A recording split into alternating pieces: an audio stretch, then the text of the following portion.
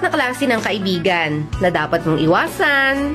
Isa sa pinakanakakalungkot na realidad ng buhay ay yung katotohanan na hindi lahat ng kaibigan mo ay totoo sa'yo. Dahil alam nyo, bilang lang sa daliri natin yung masasabi nating true friends. Lalo na sa panahon natin ngayon. Kaya sa video na ito ay babahagi ko sa inyo ang top 4 na klase ng kaibigan na dapat mong iwasan. Na baka nakakasalamuha mo na, hindi mo pa alam. Una, user friend. Ito yung klase ng tao na kakaibiganin ka lang kasi may kailangan siya sa'yo. Kasi alam nila na mapapakinabangan ka nila. At once na wala ka ng silbi o wala na silang makuha sa'yo, hindi ka na nila papansinin. Or end of friendship na rin.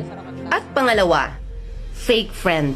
Ito naman yung klase ng tao na kunwari mabait sa'yo, pero sinisiraan ka kapag nakatalikod ka. Sila yung kunwari mabait sa'yo. They appreciate you, they like you.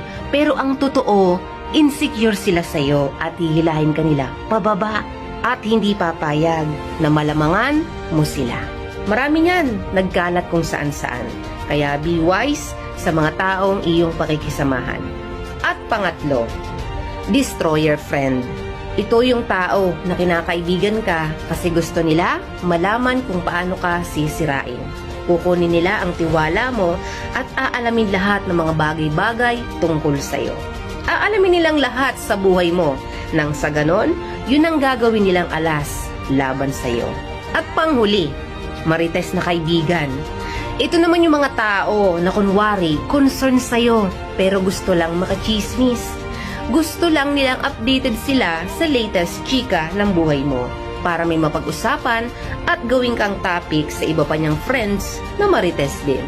Pero kahit na ganyan, huwag ka pa rin mapagod maging totoo at mahalin ang mga taong nakapaligid sa'yo.